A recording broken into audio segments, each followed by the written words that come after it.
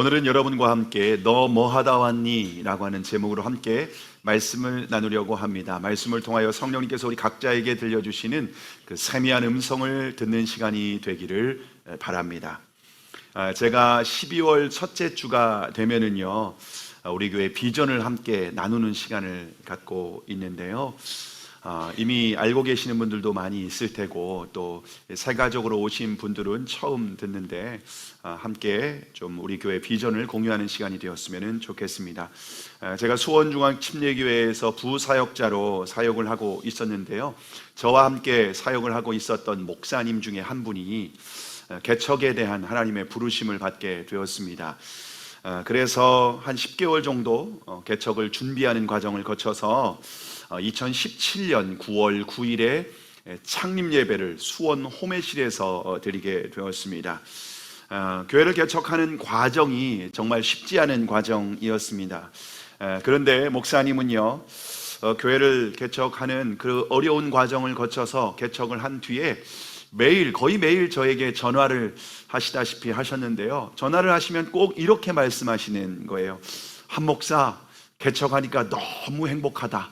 거기까지는 너무 좋았어요. 그런데 꼭 뒤에 전화를 끊을 때면 꼭 이렇게 말씀하시는 거예요. 너도 빨리 개척해라. 저는 목사님이 교회를 개척하는 과정이 정말 눈물을 흘리고 정말 두려움과 불안함 그리고 또 기대감도 있지만 그런 어려운 과정을 통해서 개척하시는 것을 제가 옆에서 지켜봤기 때문에 제가 그 말을 들을 때마다 제 속으로 이렇게 생각했어요. 저는 절대 개척하지 않을 거예요. 절대 개척하지 않을 거예요. 그렇게 목사님은 교회를 개척하시고 난 이후에 정말 행복하게 목회를 하셨습니다. 근데 교회를 개척하고 난 후에 한 달 반이 지났습니다. 10월 22일 주일이었습니다. 그날도 교회에서 예배를, 성도님들과 함께 예배를 잘 드리고 교회에서 식사를 마쳤습니다. 그리고 나서 오후에는 외부에서 설교 요청이 있어서 이동하시게 되었습니다. 그래서 자동차를 타고, 그리고 그날 목사님을 함께 이제 차량을 함께 옆에서 이제 운전을 해주시는 분이 있었는데요, 함께 이제 운전을 해서 갔습니다. 그런데 사거리 신호등에서 신호를 위반한 차량과 충돌을 하면서 목사님과 또 함께 타고 있었던 목사님이 두 분이 그 자리에서 하나님의 부르심을 받고 천국에 가게 되었습니다. 개척한 지 한 달 반밖에 되지 않았습니다. 다른 곳에 가는 것이 아니라 설교하기 위해서 가시는 길에 천국에 가신 겁니다. 저는 얼마나 큰 충격을 받았는지 모릅니다. 개척의 준비 과정과 개척을 하고 또 목회를 하신 시간이 너무나도 짧은데 하나님의 부르심을 받았다는 것이 전 이해할 수가 없었습니다. 3일 동안 장례식장에 있으면서 정말 많이 울었습니다. 눈이 짓무르도록 그렇게 눈물을 흘렸습니다. 무엇보다 제가 하나님께 너무 서운한 마음이 가득했습니다. 그래서 울면서 하나님 앞에 따지듯이 이렇게 기도했습니다. 하나님, 어떻게 이루어질 수 있어요? 이건 너무한 거 아닌가요? 하나님께서 개척하라고 해서 목사님이 어렵게 순종하지 않았습니까? 근데 이렇게 빨리 데려가시면 어떻게 합니까? 그러면 누가 하나님 말씀에 순종할 수 있겠습니까? 정말 하나님이 너무 낯설게 제가 느껴졌습니다. 그렇게 울면서 기도하는데 하나님께서 갑자기 떠오르게 하신 말씀이 오늘 본문의 말씀이었습니다. 요한복음 17장 4절, 아버지께서 내게 하라고 주신 일을 내가 이루어 아버지를 이 세상에서 영화롭게 하였사오니 라는 말씀이었습니다. 하나님의 아들이신 예수님은 우리와 같은 육신의 몸을 입고 이 땅에 오셨습니다. 예수님은 가시는 곳곳마다 병든 사람들을 치유하시고 귀신 들린 사람을 자유케 하시며 하나님 나라의 복음을 전파하셨습니다. 그런데 하나님 아버지께서 예수님에게 하라고 하신 일은 한 가지 일이었습니다. 그것은 바로 십자가에서 어린 양과 같이 대속제물이 되어 죽는 일이었습니다. 그래서 예수님의 모든 삶과 사역은 십자가의 죽음을 향해서 한 걸음 한 걸음 걸어가셨습니다. 물론 예수님께서도 십자가를 앞두고 할 수만 있으면 이 잔을 내게서 옮기시옵소서라고 하면서 아버지 하나님께 3번씩이나 간절히 기도했습니다. 그러나 예수님의 마지막 기도는 어떤 기도였습니까? 내 뜻대로 마옵시고 아버지의 뜻대로 되기를 원하나이다 라고 기도하신 후에 예수님은 십자가에서 물과 피를 다 쏟으시고 죽음으로 그 사명을 다하셨습니다. 여러분, 예수님께서 만약 육신의 질병을 치유하시고 귀신을 내어 쫓으시고 하나님 나라의 회복을, 하나님 나라를 전파하시는 것으로 끝났다면, 만약 십자가의 죽음의 사명을 감당하지 않았다면 저와 여러분은 구원받을 수 없었습니다. 예수님께서 십자가의 죽으심으로 말미암아 저와 여러분이 구원받았을 뿐만 아니라 하나님을 영화롭게 하신 줄 믿으시기를 바랍니다. 그런데 예수님께서 십자가에 죽으실 때가 몇 살이었죠? 예수님은 30살 즈음에 공생애를 시작하셨습니다. 그리고 복음서에 보면, 특별히 요한복음에 보면은 3번의 유월절을 경험하십니다. 그래서 예수님의 공생애를 우리는 3년이라고 알고 있죠. 결국 예수님은 30세 초반의 꽃다운 나이에 십자가에서 죽음으로 하나님께서 맡겨주신 그 사명을 다 하셨습니다. 여러분, 하나님 아버지께서 외아들 예수님께서 십자가에 내어주실 때에 마음이 어떠셨을까요? 아브라함이 사랑하는 독자 이삭을 모리아 산에 번제로 바치는 그 심정 아니었을까요? 그럼에도 불구하고 하나님은 사랑하는 외아들을 저와 여러분을 위해서 십자가에 내어주신 줄 믿으시기를 바랍니다. 왜냐하면 우리를 죄와 사탄으로부터 구원할 수 있는 유일한 길은 십자가 외에 다른 길이 없었기 때문입니다. 저의 기도는 하나님을 향한 원망으로 따지시듯이 기도하는 기도로 시작을 했습니다. 그런데 예수 그리스도의 십자가를 생각할 때에 더 이상 할 말이 없었습니다. 왜냐하면 하나님도 예수님도 그렇게 하셨기 때문입니다. 오히려 예수 그리스도의 십자가 사랑이 얼마나 크고 놀라운지 다시 한번 깊이 경험할 수 있게 되었습니다. 그러면서 목사님이 천국에 가셨을 때에 예수님께서 이렇게 물으실 것 같았습니다. 신목사, 너 뭐 하다 왔니?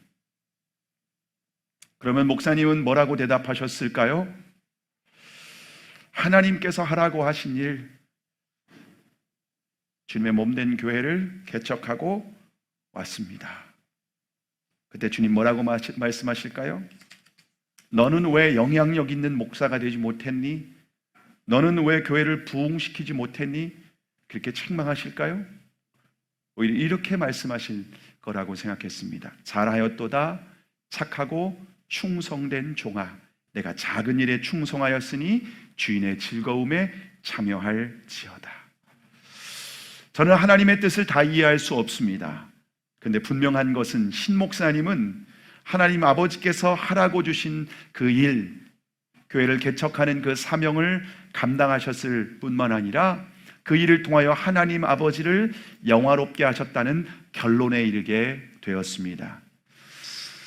근데 신 목사님께서 천국에 가신 것은요, 저에게 큰 충격이었습니다. 왜냐하면 기본적으로 제가 가지고 있던 생각은 사명자는 결코 죽지 않는다, 이렇게 생각하고 있었거든요.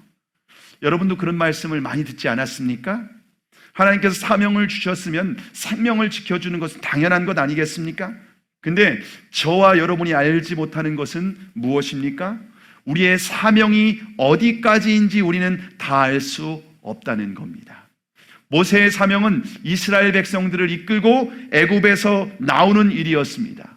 물론 모세는 가나안 땅에 들어가기를 간절히 소망했습니다. 그런데 가나안 땅에 이스라엘 백성들을 데리고 들어가는 사명은 여호수아의 사명이었던 겁니다. 여러분, 저와 여러분이 사명이 어디까지인지 우리는 다 정확하게 알 수 없다는 겁니다. 하나님께서 너의 사명은 여기까지다 하면 우리는 부르심을 받고 주님 앞에 설 수밖에 없다는 겁니다. 제가 존경하던 목사님 박창성 목사님, 전에 말씀도 한번 드렸는데 한국에서 목회를 하시다가 하나님의 부르심을 받고 우간다에 복음을 전하러 가셨습니다. 그곳에서 복음을 전하기 위해서 한국에서 60이 넘은 나이에 태권도 자격증을 단증까지 따셨어요. 왜냐하면 그곳에서 태권도가 복음 전하는 아주 좋은 통로가 되었기 때문에 열심히 준비해서 가셨는데 코로나로 인하여서 간지 얼마 되지 않아, 몇 개월 되지 않아 소천을 받고 천국에 가셨습니다. 여러분, 우리는 우리의 사명이 어디까지인지 알 수 없다는 거예요. 그리고 주님은 우리가 어떤 위대한 일을 이루는 것보다 더욱 중요한 것이 무엇인지를 아십니까? 우리가 주님의 말씀에 순종하는가, 순종하지 않는가. 그것이 우리 주님이 보시는 가장 중요한 핵심인 줄 믿으시기를 바랍니다. 저는 신 목사님이 하나님 앞에 동일하게 질문을 받았던 것처럼 저와 여러분도 동일하게 질문을 받을 거라고 생각을 합니다. 주님 앞에 섰을 때 주님 우리에게 이렇게 물으실 거예요. 너 뭐하다 왔니? 여러분은 주님의 질문 앞에 대답할 준비가 되었습니까? 주님께서 그 질문 앞에 우리가 이 세상에서 얼마나 오래 살았는지, 얼마나 돈을 많이 벌었는지, 얼마나 높은 자리에 올라갔는지, 얼마나 넓은 집에 살았는지, 얼마나 좋은 차를 탔는지, 이런 거 중요할까요? 하나님 아버지께서 우리에게 맡겨주신 사명을 얼마나 잘 감당했는지, 주님께서 맡겨주신 직분을 얼마나 충성했는지, 복음으로 얼마나 생명을 살리기 위해서 사명 감당했는지, 그럼 이것이 중요합니다. 정말 주님의 말씀에 순종하는 삶을 살았는지, 이것을 주님은 우리에게 확인하기를 원하십니다. 2023년이 이제 한 달밖에 남지 않았습니다. 여러분의 인생을 마무리할 때도 있을 겁니다. 근데 그때는 우리가 아무도 알 수 없죠. 혹시 주님께서 저를 부르시고 너 뭐하다 왔니? 라고 물으신다면 대답할 준비가 됐습니까? 저는 목회자였지만 주님의 질문에 대답할 준비가 되지 않았습니다. 그래서 신 목사님의 장례 이후에 고민하게 되었습니다. 하나님께서 나에게 하라고 주신 일은 뭘까?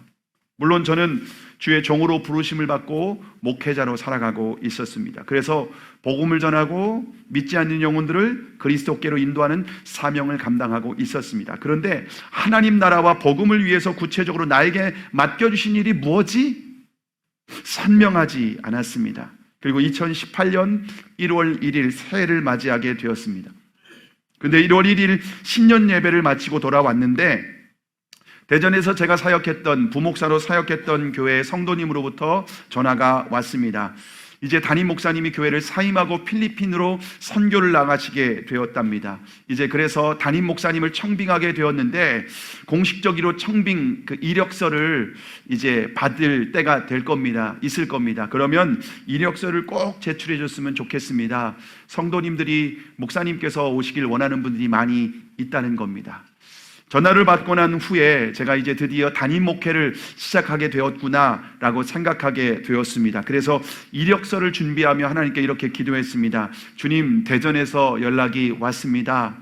제가 가는 것이 하나님의 뜻입니까? 물론 제가 이런 마음이었습니다. 처음에는 그냥 이력서를 내고 되면 하나님의 뜻이지, 안 되면 하나님의 뜻 아닐까? 이렇게 생각을 했습니다. 그래서 제 아내가 여보, 그러면 안 된다고. 하나님의 뜻이면 이력서를 내야 된다고. 내서 되면 좋고 안 되면 말고. 이렇게 하면 안 된다고 저에게 권면하는 겁니다. 제가 들어보니까 충분히 일리가 있는 말이었습니다. 그래서 제가 4개월 동안 기도하고 응답을 주셔야 이력서를 낸다고 제가 생각을 했습니다. 4월 말에 이력서를 내는 거였는데 1월 1일부터 4월 말까지 기도했는데 하나님은 끝까지 응답하지 않으셨습니다. 그리고 그 즈음에 한 3월 즈음이었는데 어떤 목사님이 연락 와서, 이제 제가 건너서 아는 목사님이었는데 연락을 해서 식사를 하자는 거였습니다. 그런데 그분이 자기가 사역했던 그 교회에, 이분은 담임 목사님 하고 계신 분이었는데 서울에 있는 어떤 교회에서 담임 목회자를 뽑는데 내가 목사님을 추천했습니다. 목사님을 추천했는데 그 교회에서 연락이 올 겁니다 라고 하는 말씀이었습니다. 얼마 후에 실제로 그 교회 청빙위원장으로부터 전화가 왔습니다. 전화가 와서 목사님을 제가 추천받았는데 담임 목사님으로 청빙하고 싶으니까 이력서를 냈으면 제출해 전해줬으면 좋겠습니다 라는 거였습니다. 그러니까 대전과 서울, 부산만 안 왔어요. 서울, 대전, 대구, 부산이죠. 그렇게 이제 이력서를 보내달라고 하는 요청을 받아서 저는 이렇게 기도했습니다. 하나님, 서울입니까? 대전입니까? 어디로 가야 됩니까? 저는 둘 중에 하나 반드시 응답받을 거라고 생각했습니다. 둘 중에 하나 있지 않겠습니까? 하나님의 뜻이. 그런데 제가 서울은 6월 달까지였는데 그렇게 두 군데를 거의 6개월 동안 기도했는데 하나님은 두 군데 다 응답하지 않으셨습니다.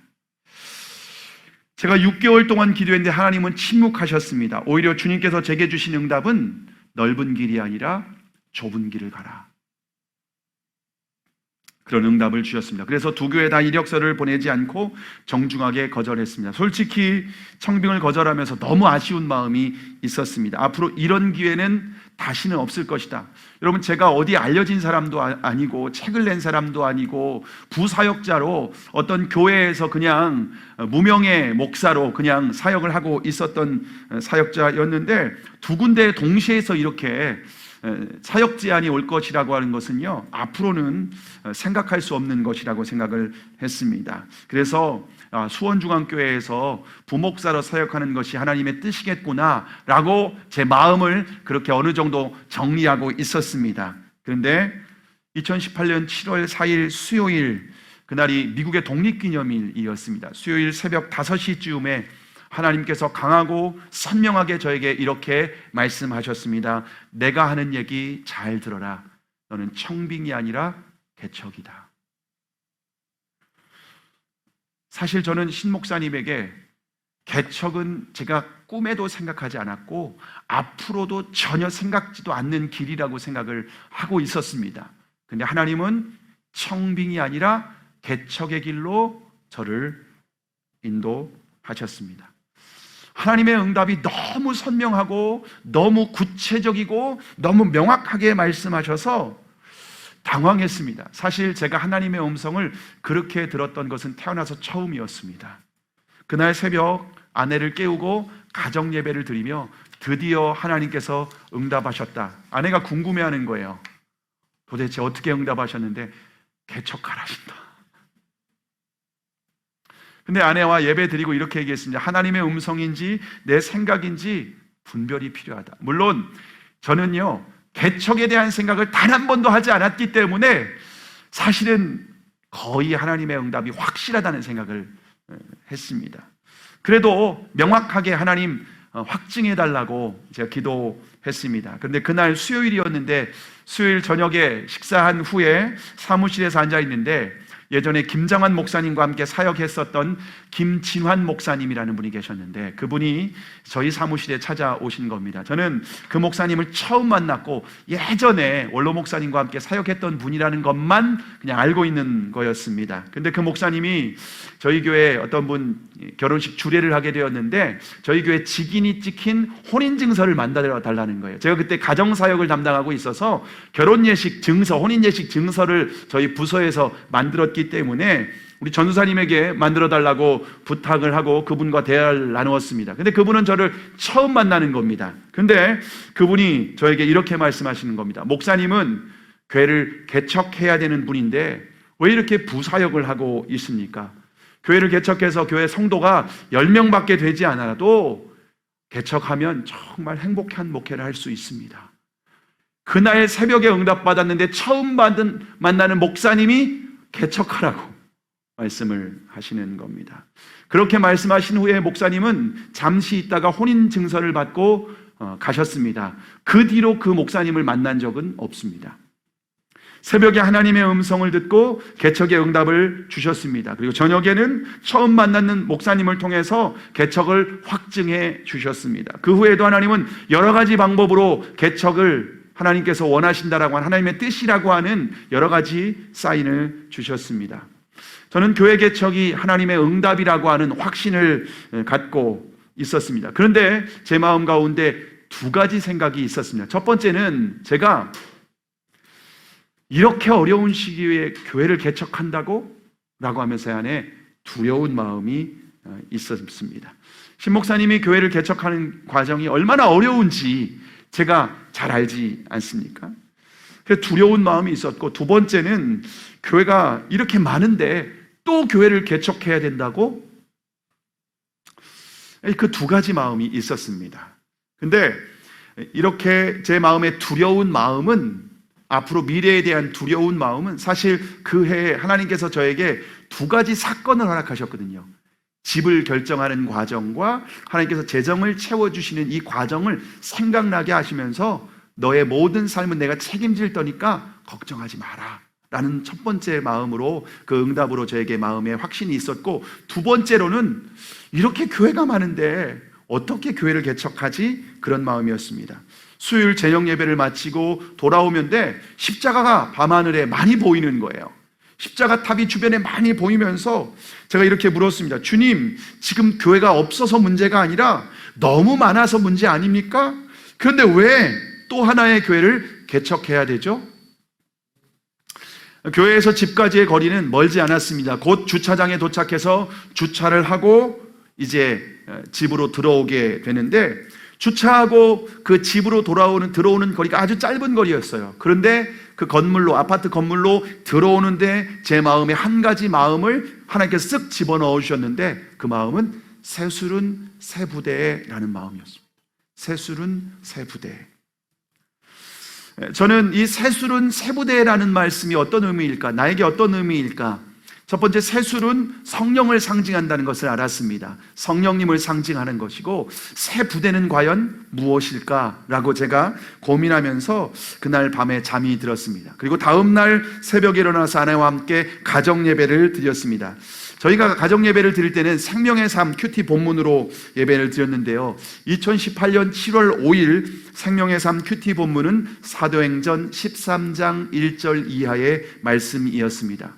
사도행전 13장은 안디옥 교회에 대한 말씀이었는데요, 안디옥 교회는 바나바가 개척을 하고 사도 바울이 함께 동역을 하는 교회였습니다. 뿐만 아니라 1절에 보시면 안디옥 교회에는요, 하나님의 뜻을 분별할 수 있는 선지자와 탁월한 교사들도 있었다는 것을 말씀하고 있습니다. 그런데 안디옥 교회를 이끌어가는 분은 누구였을까요? 2절에 보시면 주를 섬겨 금식할 때에 성령이 이르시되 내가 불러 시키는 일을 위하여 바나바와 사울을 따로 세우라 하시니 라고 말씀하고 있습니다. 안디옥 교회 성도들이 금식하며 예배할 때에 성령님께서 말씀하십니다. 바나바와 사울을 따로 구별해라. 그리고 성령이 시키는 일을 맡기라. 그 일이 뭐죠? 예수 그리스도의 복음을 전하는 전도와 선교의 사명을 맡겨주십니다. 제가 이 말씀을 묵상하면서 정말 귀한 것을 깨달았는데요, 안디옥 교회는 지상에 있는 교회에서 가장 완벽하고 이상적인 교회라고 말할 수가 있습니다. 그런데 안디옥 교회는 사람이 이끌어가는 교회가 아니라 성령이 이끌어가는 교회였습니다. 그래서 안디옥 교회 성도들은 예배를 드릴 때마다 성령의 음성에 귀를 기울이는 교회였습니다. 여러분, 안디옥 교회에 탁월한 지도자들이 많이 있었어요.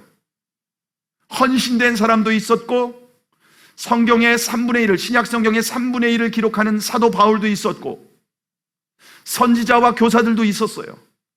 그런데 안디옥 교회를 이끌어가는 분은 탁월한 어떤 실력 있는 사람이 아니라 성령님께서 직접 말씀하시고 성령님께서 말씀하시는 대로 순종하는 교회가 바로 안디옥 교회인 줄 믿으시기를 바랍니다. 그런데 안디옥 교회가 바나바와 사울을 선교사로 파송하는 일은 결코 쉬운 일이 아닙니다. 왜냐하면 교회에서 가장 중요한 역할을 감당했었던 사람들이기 때문입니다. 근데 안디옥 교회는 성령의 음성을 듣고 어떻게 했죠? 3절에 보시면 이에 금식하며 기도하고 두 사람에게 안수하여 보내니라.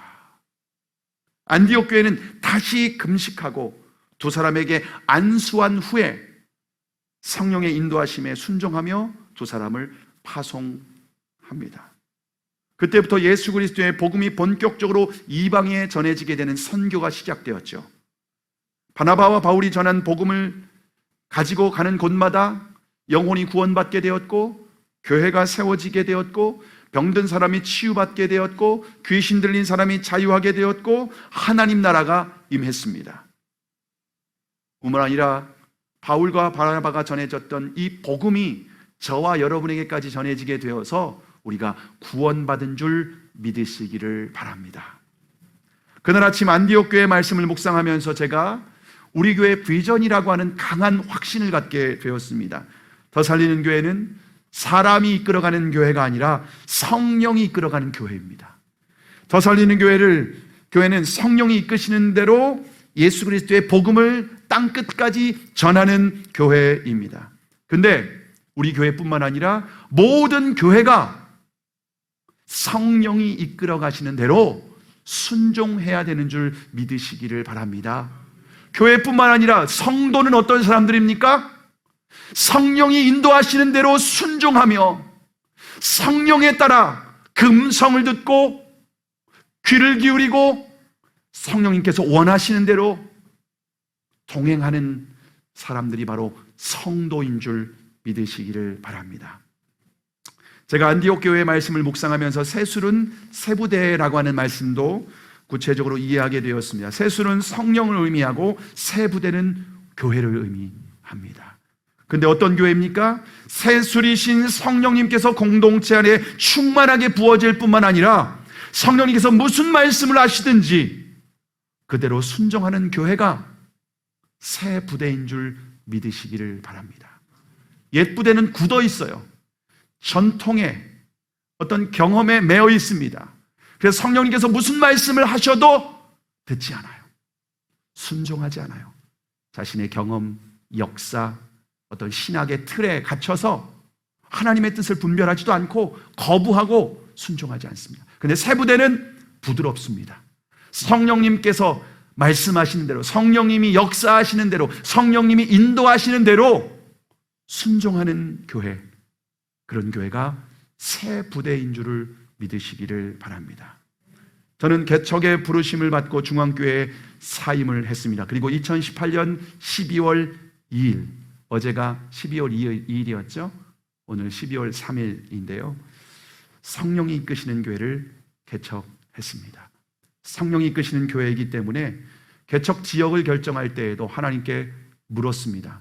기도했습니다. 그런데 저하고 전혀 상관도 없고 제가 와본 적도 없는 이곳에 하나님께서는 교회를 개척하라고 열흘 만에 응답을 주셨습니다. 교회 이름도 제 마음 가운데에 사람을 살리는 교회가 됐으면 좋겠다. 정말 생명을 살리는 교회, 사람을 살리고 가정을 살리고 세상을 살리는 교회가 되었으면 좋겠다라고 하는 마음을 주셔서 더 살리는 교회라고 이름을 정했습니다. 교회 개척 멤버를 위해서 기도할 때 하나님께서는 수원중앙교회에서 새 가정을 붙여 주셨습니다. 하나님께서 제가 잘 알지도 못하는 사람들을 그 마음 가운데 감동을 주셔서 교회를 옮길 수 있는 상황이 아니었음에도 불구하고 하나님의 음성에 순종해서 개척 멤버로 합류하게 하셨습니다. 뿐만 아니라 제가 청소년 사역을 할 때 가르쳤던 제자가 개척 소식을 듣고 합류했는데 그 친구들이 찬양팀을 담당하게 되었습니다. 처음 교회를 개척할 때 예배당이 없어서 병점에 있는 유치원 강당에서 예배를 드렸습니다. 그곳에서 예배할 때 하나님은 두 가정을 개척에 합류하게 해 주셨습니다. 그리고 개척 멤버가 준비되었을 때 하나님은 이곳 남양에 이곳으로 남양에서 가장 아름답고 정말 좋은 예배당으로 우리를 인도해 주셨습니다. 여러분, 더 살리는 교회는 성령이 이끌어가는 교회입니다. 그래서 강대상에도 현수막에도 성령이 이끄시는 교회라고 크게 새겨 놓게 되었습니다. 성령이 이끄시는 교회는 주님의 음성에 귀를 기울이는 교회입니다. 지난 목요일에 극동방송 바자회가 있어서 제가 김장원 목사님께 인사를 드릴 겸 갔다가 그 카페에서 청년 제이라고 하는 곳에서 캘리그라피를 써주시더라고요. 그래서 제가 어떤 말씀을 부탁했냐면 요한복음 10장 27절, 내 양은 내 음성을 들으며 나는 그들을 알며 그들은 나를 따르느니라. 제가 개척을 하면서 성령이 이끄시는 교회이기 때문에 주님의 음성에 귀를 기울이고 그 음성을 분별하고 그 말씀을 듣고 순종하는 그런 과정을 걸어온 것을 제가 너무 중요하게 생각해서 캘리그라피로 적어서 1층 카페에다가 제가 전시를 해 놓았습니다. 여러분, 성령이 이끄시는 교회는 우리의 목자 되신 주님께 묻고 듣고 분별하고 순종하는 교회입니다.